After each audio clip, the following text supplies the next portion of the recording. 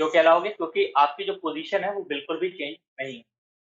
अब बात करें स्ट्री से, आप रेस्ट में हो या मोशन में विद रिस्पेक्ट टू द स्ट्री। तो 1 घंटे पहले आप इतने डिस्टेंस पर थे, अब 1 घंटे बाद तो बस कहीं की कहीं चली जाएगी। तो उसका डिस्टेंस क्या हो गया? चेंज हो गया। When the position is changing, when the position is changing with respect to surrounding, then the object will be at called at rest. तब उस ऑब्जेक्ट को हम रेस्ट में कहेंगे। एक एग्ज़ाम्पल और पूछा जा सकता है कि जो आपका फ्रेंड बाहर खड़ा है, बस के बाहर खड़ा है, बस चली जा रही है, तो आपका दोस्त रेस्ट में है या मोशन में? फिर से बोल रहे हैं, बस जा रही है, आपको टाटा बाय-बाय कर रहा है वो, ये आपका फ्रेंड है, आपको टाटा बाय-बाय कर रहा है, बस जा रही है। अब क्वेश्चन ये पूछा जा रहा है कि जो आपका फ्रेंड है, आपके रिस्पेक्ट में, फ्रेंड जो है आपके रिस्पेक्ट में रेस्ट में या मोशन में है? तो फिर से वही चीज़ ध्यान रखेंगे, if the position of the object is changing, पहले आप यहाँ पर थे, टाटा बाय-बाय करते हुए वो बस आगे चली गई, वो यहाँ पर पहुँच गई, तो पोज़ीशन चेंज हो गई। So when the position of the object is changing, when the position of the object is changing, then the object will be at called rest. तो हमें पता है कि वो जो आपका फ्रेंड है वो एक जगह खड़ा हुआ है, लेकिन आपका जो सराउंडिंग है वो चेंज हो रही है। इस वजह से चाहे वो खुद खड़ा हो, उसके बाद भी वो मोशन में कहलाएगा। यही फिजिक्स का कहना होता है। I hope this is clear.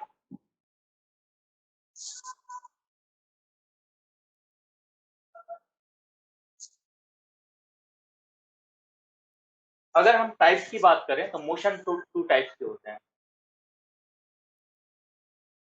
Unique uniform uniform and non uniform. Motion 2 types के मिलेंगे, uniform motion and non uniform motion. Uniform motion कब कहलाएगा? जब वो इक्वल डिस्टेंस कवर करे। मान लीजिए हर 1 घंटे में वो 1-1 किलोमीटर चलेगा, that is known as uniform.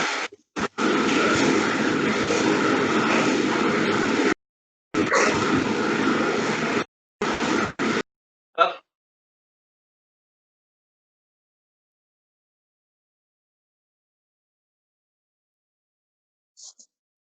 तो ऑब्जेक्ट यूनिफॉर्म कब कहलाएगा? जब ऑब्जेक्ट इक्वल डिस्टेंस कवर कर रहा होगा इक्वल इंटरवल ऑफ टाइम। जैसे ये हमारा एक पॉइंट ए है, ये हमारा पॉइंट बी है।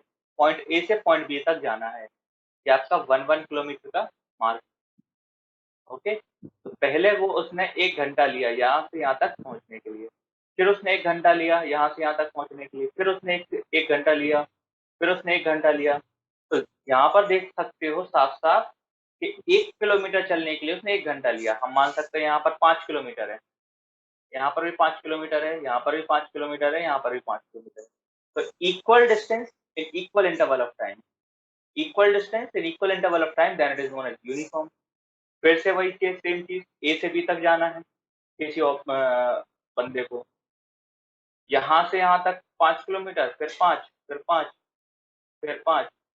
अब पहला किलोमीटर उसने कवर कर लिया 2 घंटे में, दूसरा किया उसने 1 घंटे में, हो सकता है ये आपका आधा घंटे में हो जाए कवर, हो सकता है ये आपका 4 घंटे लग जाएँ, पैदल चलने लगा वो।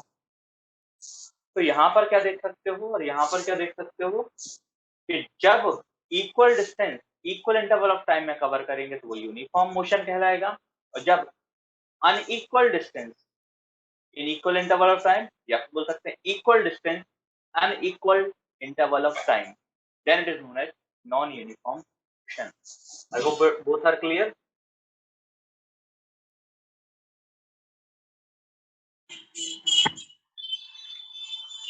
गौरव माइक बंद।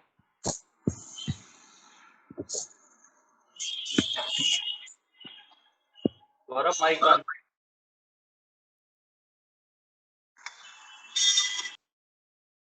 चलिए, मोशन के बाद आता है डिस्टेंस। अब डिस्टेंस क्या होता है?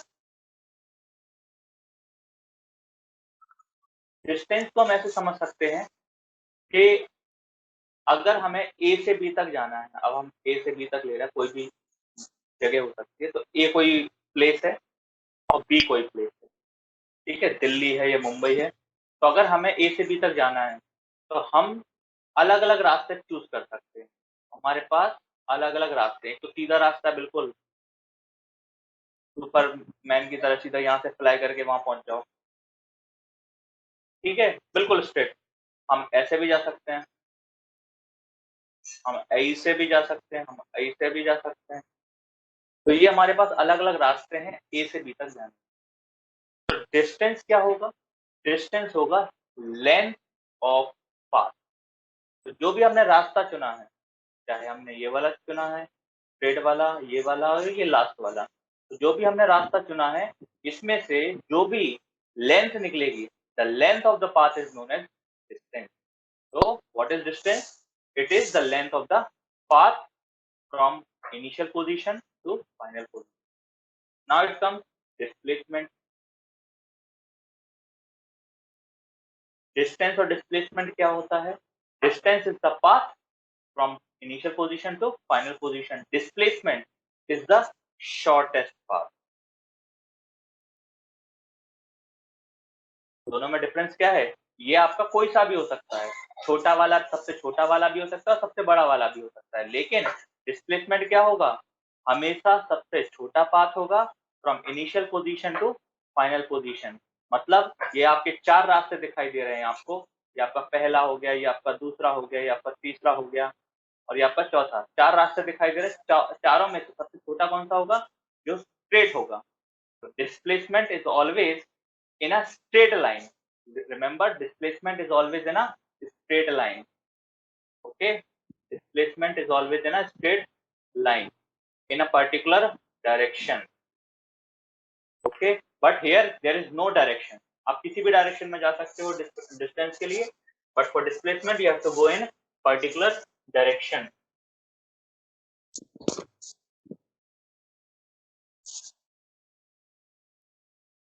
एक और चीज आपको बता दें, यहाँ पर जब कभी भी हम कैलकुलेशन करते हैं कि भाई यहाँ से यहाँ तक डिस्टेंस निकालो, डिस्प्लेसमेंट निकालो या कुछ भी लेंथ निकालो, तो उस कंडीशन में हमें क्या चीज़ ध्यान रखनी पड़ेगी कि इसको हमें अगर मेजर करना है, तो सिंपल हम लेंथ नाप लेंगे कि भाई इधर से इधर तक कितने किलोमीटर है, इधर से इधर तक कितने मीटर है, ये हम नाप के लिख लेंगे। लेकिन डिस्प्लेसमेंट में हमेशा ये चीज़ ध्यान रखनी पड़ती है कि हमें डायरेक्शन भी लिखना पड़ता है उसका।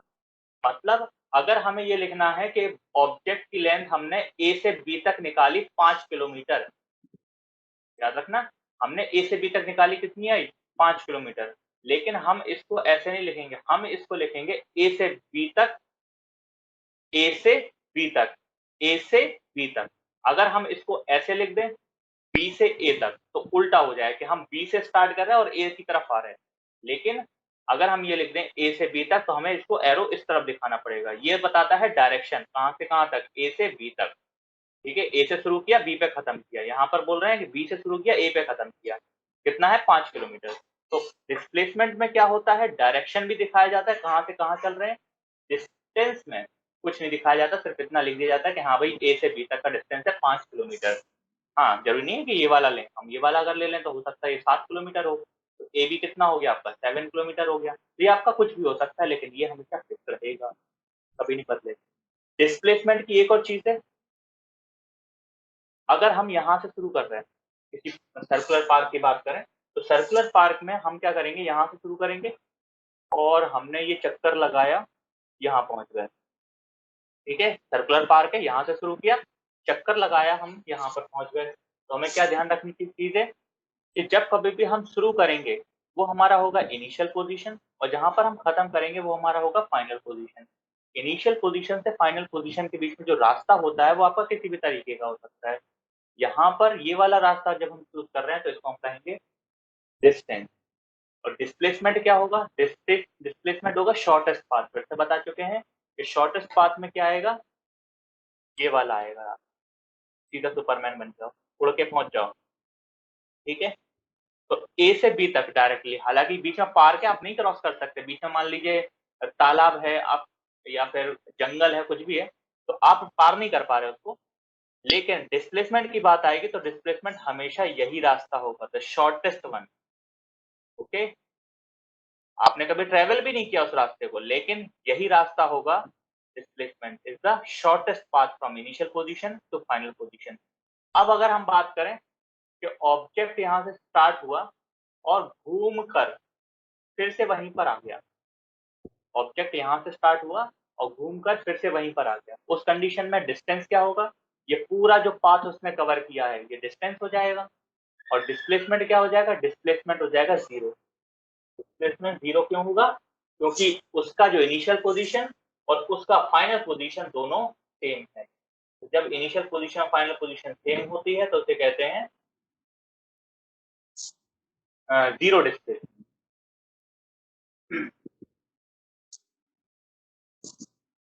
चलिए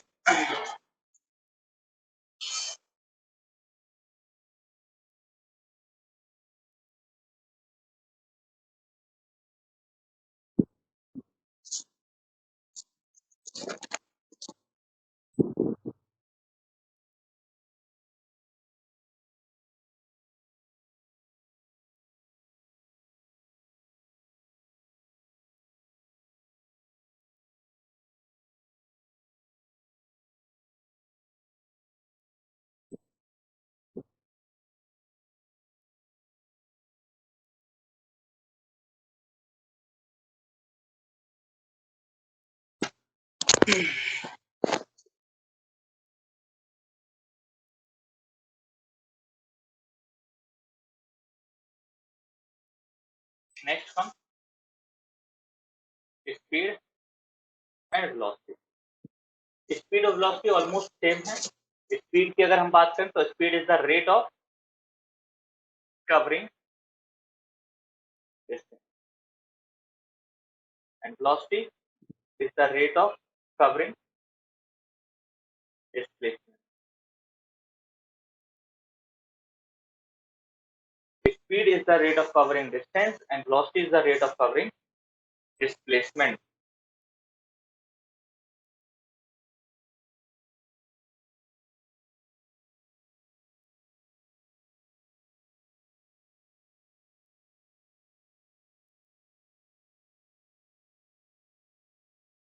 तो दोनों में ऑलमोस्ट कोई डिफरेंस कोई चेंज नहीं है। यहाँ पर स्पीड के लिए हम अगर एस यूज कर रहे हैं तो S equal to D upon T, ये बचपन से पढ़ते आ रहे हैं, वही वाला फॉर्मूला है ये। Speed equal to distance upon time. तो रेट का मतलब क्या होता है, रेट का मतलब होता है अपॉन टाइम, और डिस्टेंस क्या है, डिस्टेंस यानी कि डी मान लो।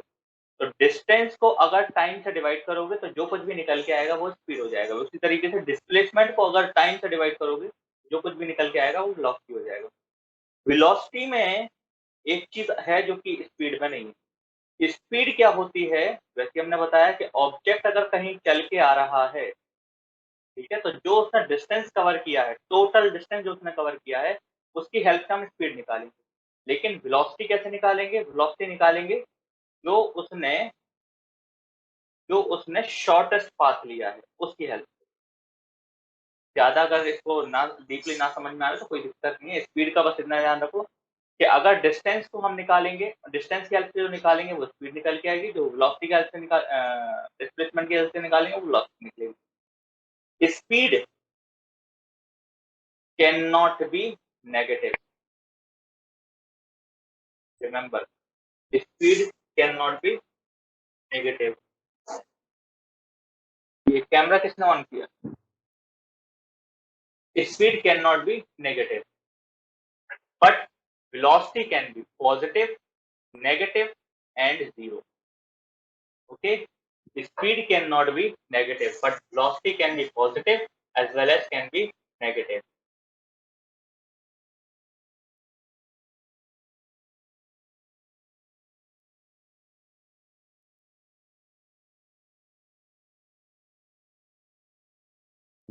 क्लियर दिखाई दे रहा है क्या सबको?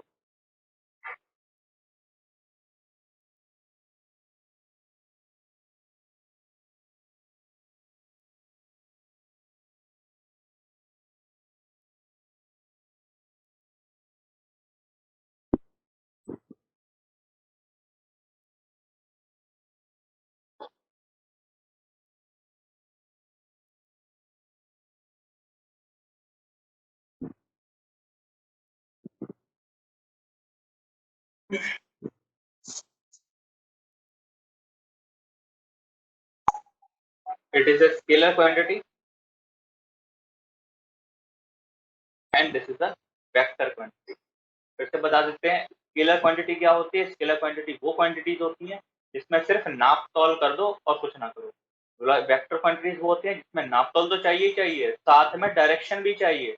बिना डायरेक्शन के अगर कोई चीज लिखोगे तो वो स्केलर है, और विथ डायरेक्शन अगर लिखना पड़े तो वेक्टर है। तो वेलोसिटी हमेशा किस के रिस्पेक्ट में होगी? डायरेक्शन के। अगर हम ए से बी तक की वेलोसिटी निकालनी है तो हमें लिखना पड़ेगा velocity of A be in this direction. Okay, इस तरीके से हम डायरेक्शन रिप्रेजेंट कर देते हैं उसको, इसे कहते हैं वेक्टर क्वांटिटी। जितने भी वेक्टर होंगे उसके ऊपर हम एक छोटी सी लाइन खींच देंगे। तो डिस्प्लेसमेंट डिस्टेंस के ऊपर अगर ऐसी लाइन खींच देंगे तो ये अब वेक्टर कहलाने लगेगा। ठीक है, ये चीज नोट करना हो तो दोस्तों। Moving on, next we have acceleration.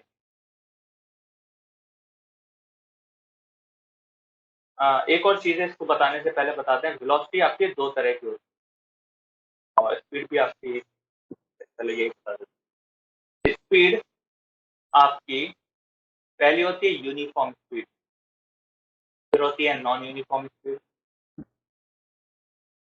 और फिर होती है average speed.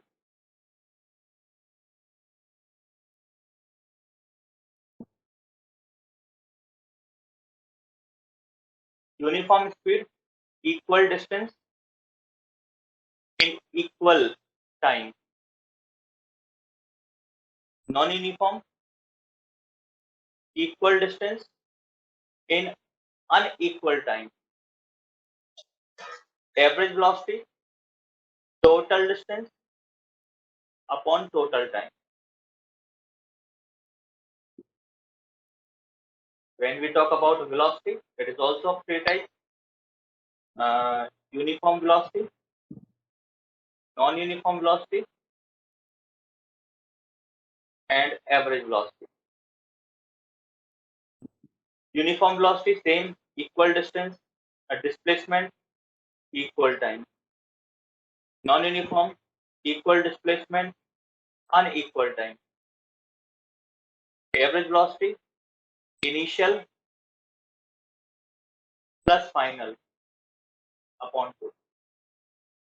Average velocity also known as speed.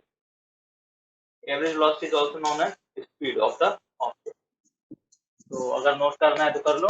Initial velocity क्या होती है, एक बात और बता दें कि जब कभी भी कोई भी ऑब्जेक्ट चलने वाला है, कोई भी ऑब्जेक्ट चलना स्टार्ट करेगा, तो जो उसकी स्टार्टिंग स्पीड होगी, then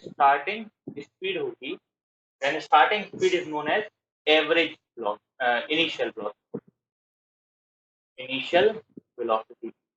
जो कुछ भी इसकी ऑब्जेक्ट की स्टार्टिंग स्पीड होगी, that will be known as initial velocity. और ऑब्जेक्ट की जो एंडिंग स्पीड होगी, मतलब जब ऑब्जेक्ट खत्म करने, जैसे हम रेस शुरू करते हैं तो रेस शुरू करने से पहले हमारी एक स्पीड होती है, ठीक है। हमारी रेस यहाँ से शुरू हुई, लेकिन हमने काउंटिंग कहाँ से चालू करी, हमने काउंटिंग पॉइंट से चालू करे, तो हमारी काउंटिंग जहाँ से स्टार्ट होगी वो हमारी इनिशियल वेलोसिटी कहलाएगी। हमारी काउंटिंग अगर हो सकता है यहाँ से स्टार्ट हुई, तो हमारी यही स्पीड स्टार्टिंग वेलोसिटी या एंडिंग इनिशियल वेलोसिटी कहलाएगी। ऑब्जेक्ट की स्पीड कहाँ पर हम गिनना खत्म कर रहे हैं, अगर हम यहाँ पर गिनना खत्म कर रहे हैं तो ये उसकी कहलाएगी फाइनल वेलोसिटी। तो फाइनल वेलोसिटी क्या होगी? The speed at the end of the journey, the speed at the end of the journey. यहाँ पर जर्नी उसकी गिनना हमने शुरू किया और यहाँ पर हमने गिनना खत्म कर दिया। तो starting velocity, ending velocity, initial velocity, final velocity. Remember, initial velocity is represented by small u, final velocity is represented by small v. Okay, later on you will come to know कि इनके ऊपर ये लगाना compulsory, अभी नहीं, ये बाद में क्लास में पता चलेगा। ये लगाना कंपलसरी है, और ये लगाना इसलिए कंपलसरी है क्योंकि ये कैसी है, एक वेक्टर क्वांटिटीज है। तो वेक्टर क्वांटिटी के ऊपर क्या लगाना पड़ता है, ये छोटा सा एरो लगाना पड़ता है। ओके, नोट करना है कर लो। Moving on to the next.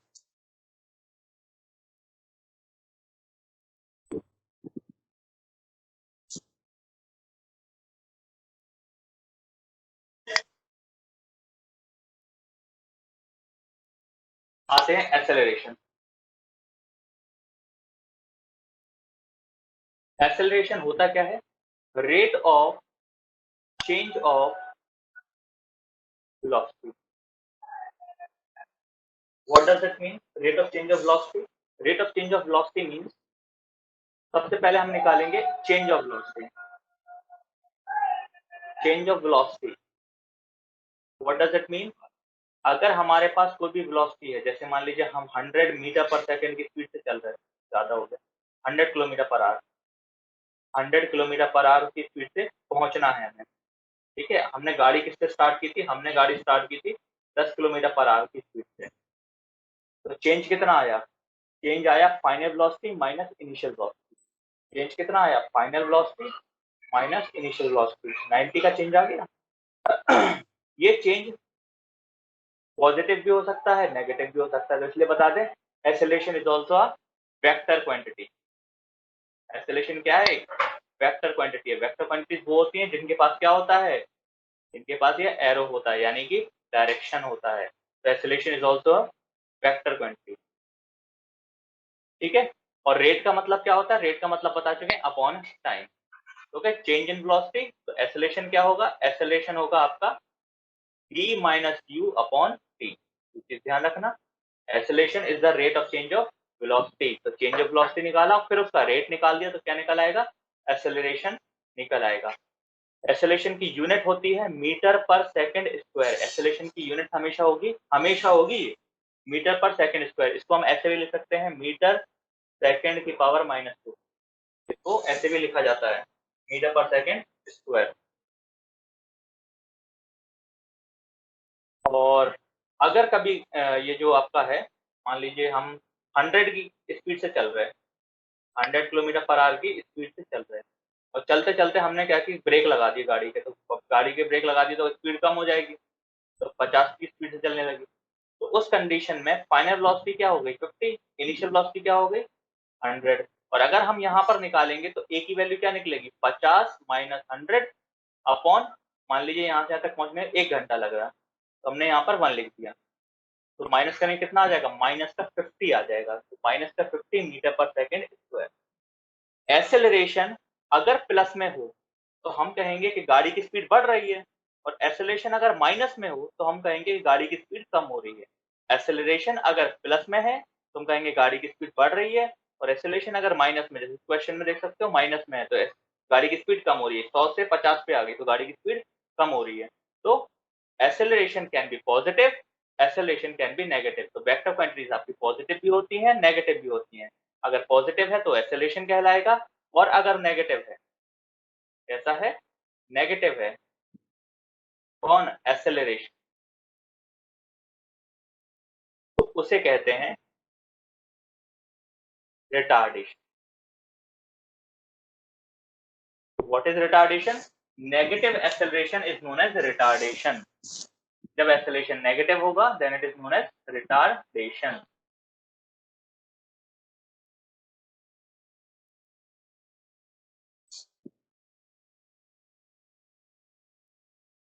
चलो आगे बढ़ते हैं।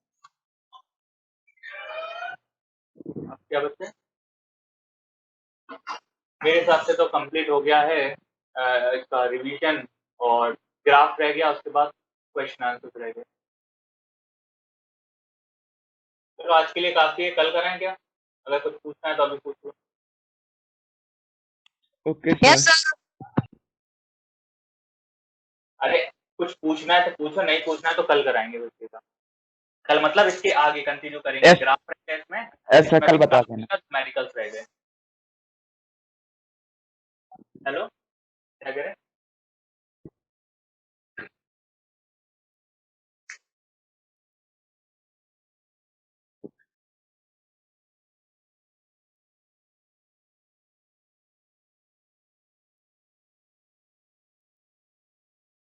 To be continue.